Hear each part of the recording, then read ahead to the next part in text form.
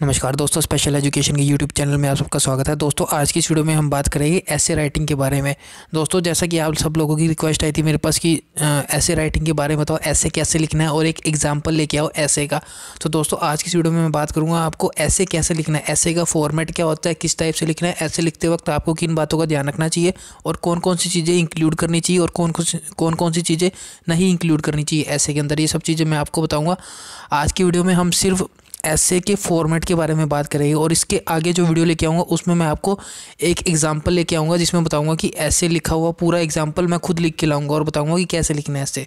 तो चलिए ऐसे के फॉर्मेट के बारे में बात करते हैं कि कौन कौन सी चीज़ें इंक्लूड करनी चाहिए, कौन कौन सी नहीं करनी चाहिए, ऐसे की बॉडी कैसे होनी चाहिए, ऐसे का डिस्क्रिप्शन कैसा होना चाहिए, ऐसे का इंट्रोडक्शन कैसा होना चाहिए और कंक्लूजन कैसा होना चाहिए। तो चलिए ये स्टार्ट करते हैं। पहले मैं आपको बता दूं कि इंग्लिश सेक्शन में हमारे जो 20 मार्क्स की आती है वो आती है ग्रामर, और बाकी की जो 30 मार्क्स बचते हैं उसमें से 20 का हमारा आता है ऐसे राइटिंग और 10 मार्क्स का आता है ट्रांसलेशन, जिसमें आपको हिंदी टू इंग्लिश ट्रांसलेट करना होगा।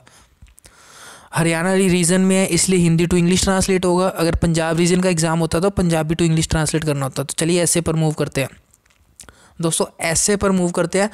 ऐसे राइटिंग का जो फॉर्मेट है दोस्तों, तीन ऐसे जब हम लिखते हैं उसको 3 पार्ट में लिखते हैं। पहला हम लिखते हैं इंट्रोडक्शन ऐसे का, उसके बाद लिखते हैं हम ऐसे की बॉडी, या हम कह सकते हैं कि डिस्क्रिप्शन ऐसे का, बॉडी में पूरा ऐसे का डिस्क्रिप्शन लिखते हैं। उसके बाद हम लिखते हैं कंक्लूजन।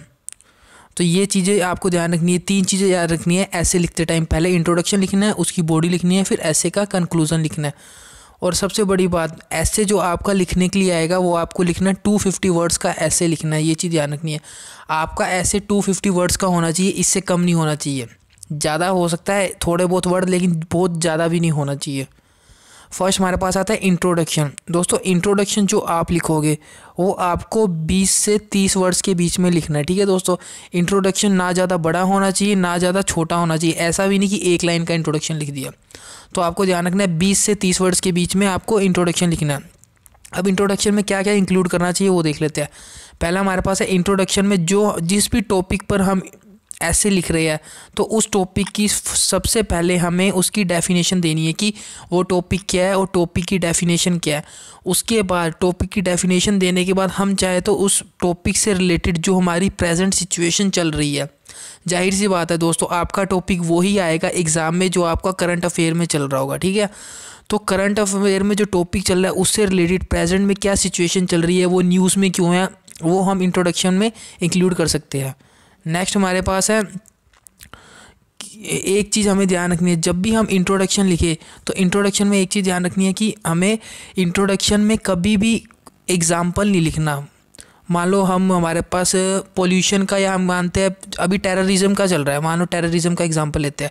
मान लो टेररिज्म चल रहा है तो हमें ये चीज़ ध्यान रखनी है कि टेररिज्म से रिलेटेड हमें अगर कोई एग्जांपल देना है तो वो हम उसकी बॉडी में देंगे, ऐसे की बॉडी में एग्जांपल लिखेंगे, लेकिन इंट्रोडक्शन में कोई एग्जांपल नहीं लिखना, ठीक है दोस्तों। ठीक है दोस्तों, तो बॉडी की बात होगी, सॉरी इंट्रोडक्शन की बात होगी। अब बात करते हैं हम बॉडी की। जब भी हम बॉडी लिखे या डिस्क्रिप्शन लिखे उस टॉपिक से रिलेटेड तो हमें किन किन चीज़ों का ध्यान रखना चाहिए। फर्स्ट हमारे पास है एक्सप्लेन अबाउट द टॉपिक और you can write types related to the topic.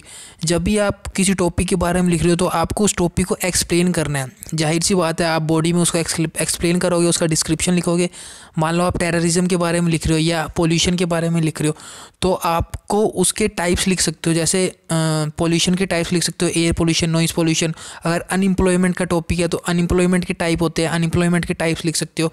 तो जो टॉपिक मिला है उससे रिलेटेड अगर टाइप्स है तो आप उसके टाइप्स आप उस बॉडी में इंक्लूड कर सकते हो, ठीक है।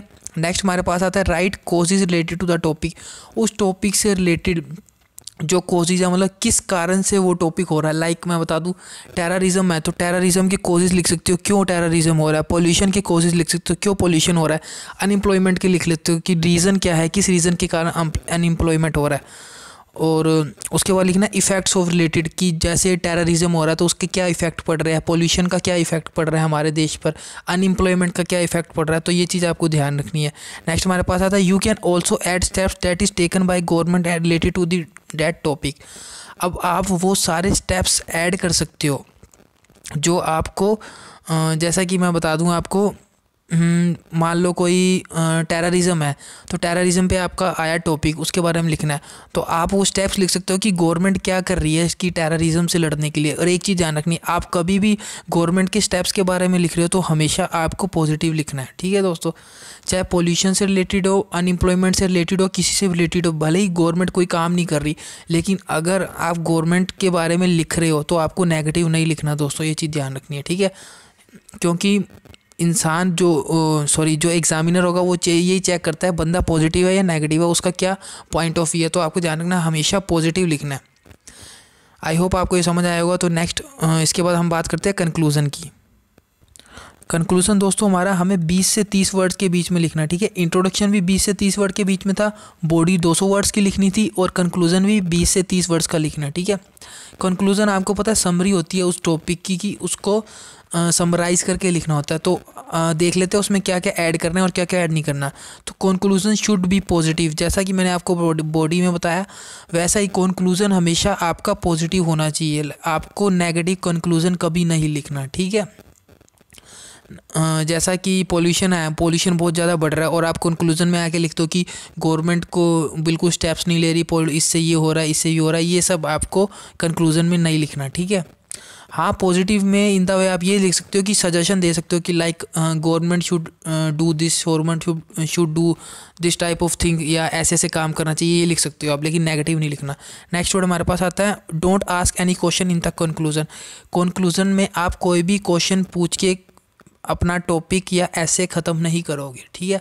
कंक्लूज़न में कभी भी आपका क्वेश्चन नहीं आता, कंक्लूज़न में कभी भी क्वेश्चन इंक्लूड नहीं करना, ये चीज़ आपको ध्यान रखनी है। अगर आपको क्वेश्चन इंक्लूड करना है तो आप उसको इंट्रोडक्शन में क्वेश्चन पूछ सकते हो, ठीक है, और उसका आंसर आप उसका बॉडी में दे सकते हो, ठीक है। कंक्लूज़न में कभी भी क्वेश्चन नहीं आएगा, ठीक है। उसके बाद हमारे पास आता है don't put any example in the conclusion. Conclusion में आपको एग्जाम्पल भी नहीं देना, ठीक है दोस्तों। एग्जाम्पल जितने भी देने हैं आप बॉडी या डिस्क्रिप्शन में उसके दे सकते हैं।